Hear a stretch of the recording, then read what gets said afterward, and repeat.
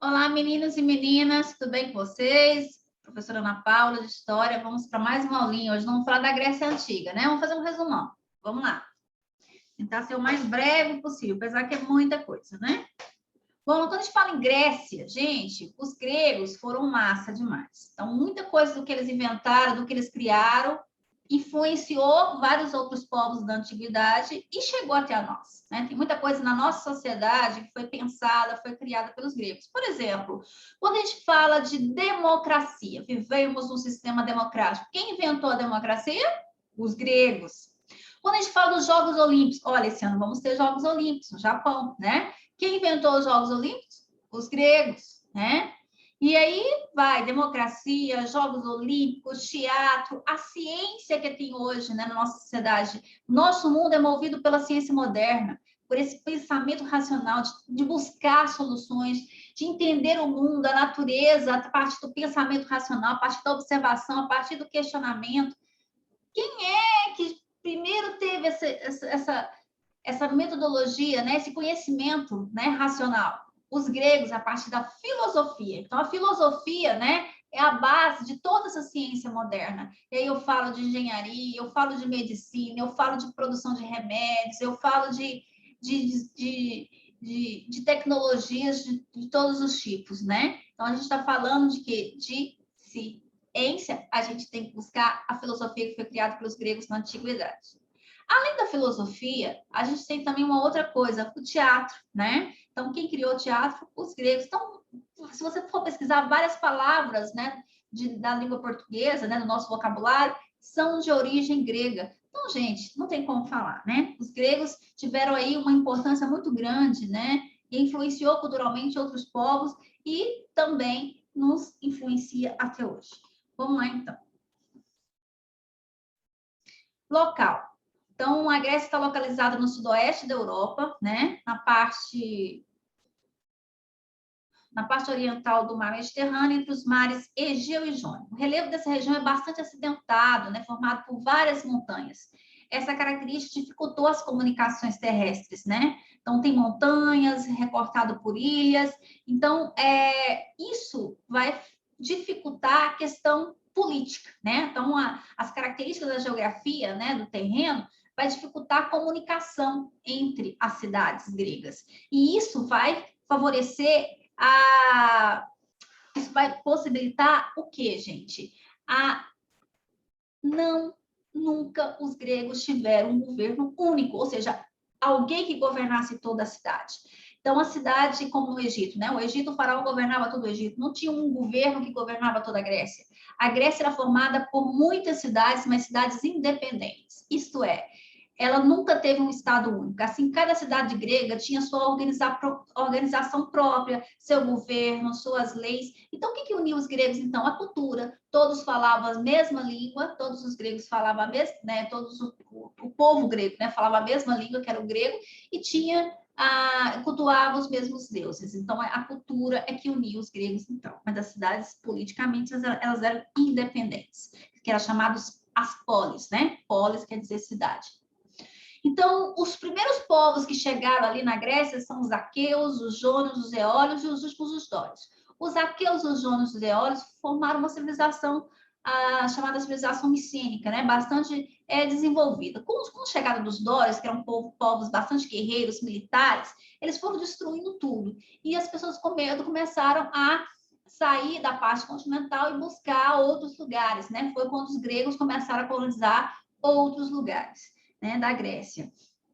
E aí o que se sabe desse período é através, que é chamado período homérico, né, da história grega, é através de dois poemas deixados por Homero, a Ilíada e a Odisseia. A Ilíada narra a Guerra de Troia. Sim, a Guerra de Troia, quando os gregos lutam, né, se unem para libertar a princesa, né, Helena, que tinha sido raptada pelo príncipe troiano. E aí até um dos heróis, aí entra a questão da mitologia grega, que é muito forte, né?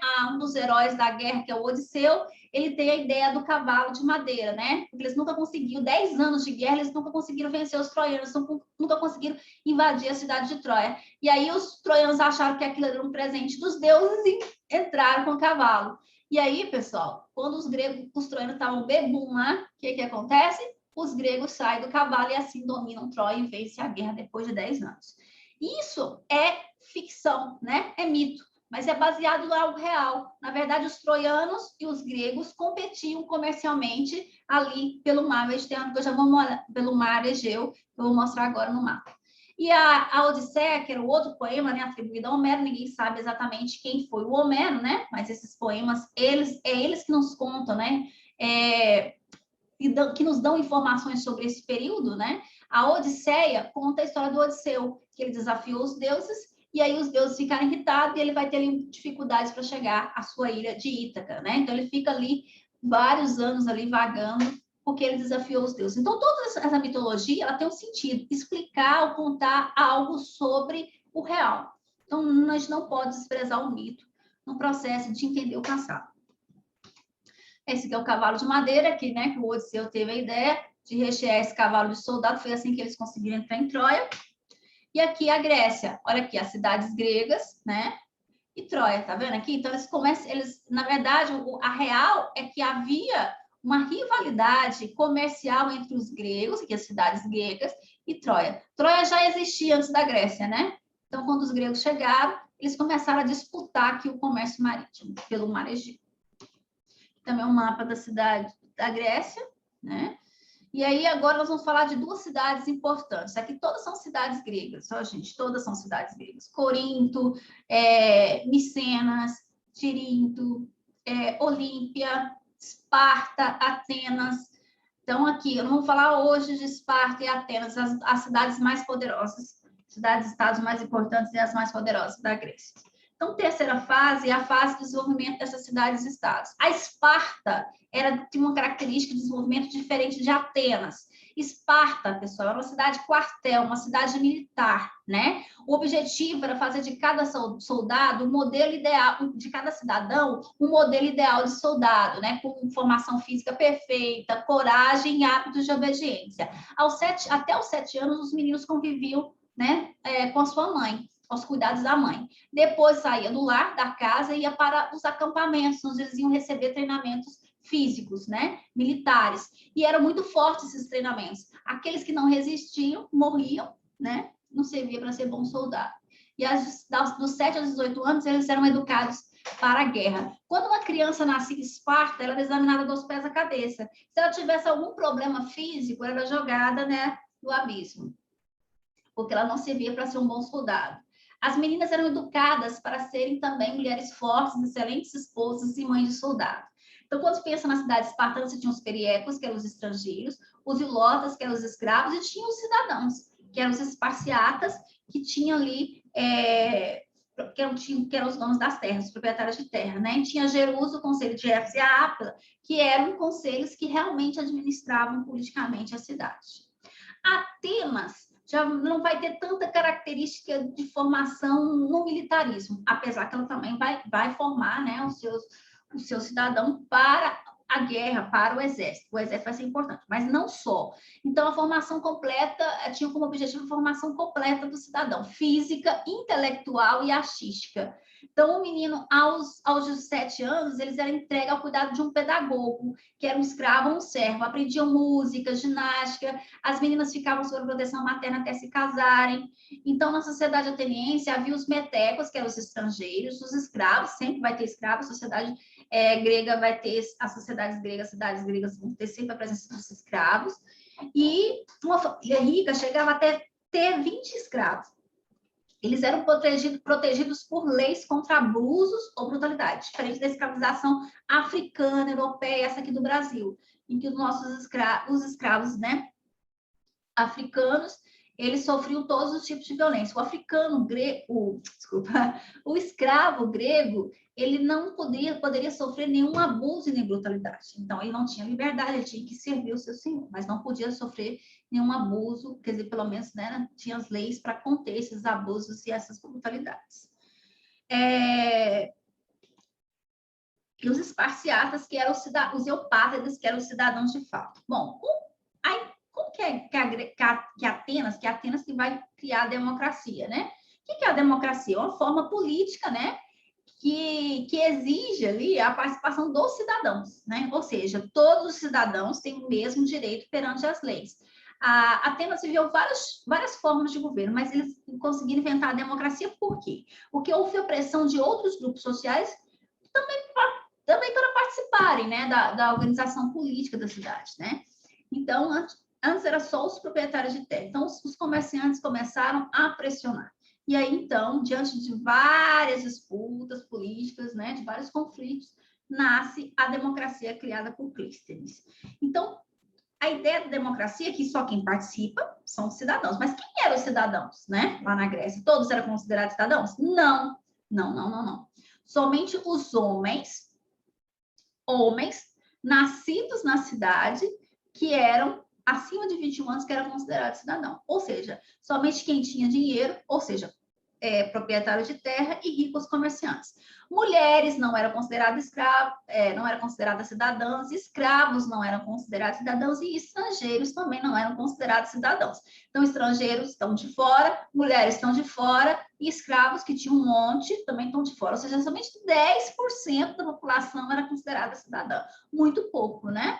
Ao contrário da nossa democracia. A nossa democracia já tem uma condição de que tem direito todos os membros, até uma criança que nasce, ela tem direito adquirido, né? Só que a nossa democracia, ela é representativa. Como só era 10% da população na Grécia que era considerada cidadã, era fácil deles reunirem e discutirem, né? Deliberarem as coisas sobre a cidade.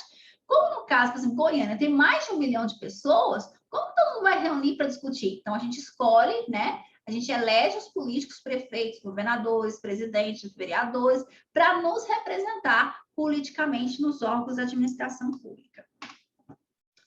E a democracia política, todo mundo sabe, vota quem tem acima de 16 anos, né? Porém, todo mundo vota. Não tem exclusão de mulher, não tem exclusão de nada, né? Todo mundo vota. Mulher, homem, negro, branco, pobre, rico, todo mundo vota. O período clássico é o período já de desenvolvimento da Grécia e a decadência. Foi quando os gregos começaram a se envolver em muitas guerras. As primeiras guerras foram contra os persas. Lembra que eu falei dos persas? Os persas tentaram várias vezes invadir a Grécia. E eles vão se unir contra a invasão dos persas. E tá bom. Depois que eles venceram os persas definitivamente, formaram uma confederação de Delos. Ou seja, as cidades se uniram ali, algumas cidades se uniram sob a liderança de Atenas, né? Formaram uma confederação lá. Só que Atenas começou a ter poder demais, começou a cobrar impostos demais, né? Dessas cidades, as cidades começaram a ficar revoltadas, e aí surge Esparta, que também era uma liderança, né? Que não estava gostando muito daquela forma com que Atenas tratava as cidades, né? As outras cidades. E aí Esparta e Atenas começam a entrar em choque. E aí vem a Guerra do Peloponeso, que é uma guerra civil, que é uma guerra entre as cidades gregas. Algumas se uniram a Esparta, outras se uniram a Atenas, né? E acabou que essa guerra vai enfraquecer as cidades gregas e vai possibilitar o domínio da Macedônia, que é uma região que ficava aqui fora da Grécia. Filipe da Macedônia, aproveitando depois de vários anos, mais de 20 anos das cidades gregas em guerra, né? Elas enfraquecidas, ele invade aqui e domina as cidades gregas. E o Filipe, o Alexandre, né, o grande, o Alexandre Magno, que é o filho dele, continua ao período de expansão de conquistas e conquista quase todo o mundo antigo. Bom, depois de a gente falar desse período clássico, vamos falar da cultura, né? Os gregos, na religião, eles eram politeístas, eles acreditavam em vários deuses. Os deuses tinham característica humana, mas também tinham comportamento humano, sentiam ciúmes, raiva, né? O que diferenciava os deuses dos homens é que eles eram imortais. E aí, sobre a origem, a vida dos deuses, os gregos contavam diversas histórias que são chamados mitos. O conjunto de mitos é chamado de mitologia. Em geral, os mitos respondiam as seguintes perguntas: de onde vêm os deuses? por que eles têm este ou aquele poder, o que eles fizeram para criar o mundo, que lugar os deuses reservam ao ser humano depois que eles morrem. Então, são perguntas que os seres humanos fazem e eram respondidas através dessas histórias, dessas mitologias. Então, cada deus grego tinha um papel específico. Zeus era o principal deles, reinava sobre os demais no Monte Olímpio, mas tinha Atena, deusa da inteligência, Afrodite, deusa da beleza, Ártemi, deus da caça, Hermes, que é o deus mensageiro, Éfesos, que é o patrono dos ferreiros, Poseidon, que é o deus dos mares, Dionísio, deus do vinho, o Ares, que é o deus do submundo, que é uma espécie de inferno. Então, aqui tem imagem de algum desses deuses. Aqui o Poseidon, que é o deus dos mares, o Hades e a Hera, né, que era esposo de Zeus. Aqui, ó, Zeus, Poseidon, Atena, Ares, Ártemis, Hermes, Hera, né, tem alguns desses deuses. Cada um tinha ali uma função específica. E tinha os heróis e os semideuses. Os deuses acreditavam que as pessoas que nasciam da união de um deus com um mortal eram chamados semideuses. Eles acreditavam nisso, que era o Hércules, tinha alguns semideuses, que era o Teseu, o Hércules, o Prometeu, o Perseu, o Édipo. E o legado. Onde está o legado dos gregos? Nos Jogos Olímpicos, né? Que as mulheres não participavam, não podiam participar, tá vendo que as mulheres na Grécia não tinham vez e nem voz, principalmente em Atenas. E a democracia, a filosofia, os Jogos Olímpicos, o teatro, né, tudo isso, a filosofia, como eu falei no início, essa ideia de entender o mundo a partir da racionalidade começou na Grécia. Certinho?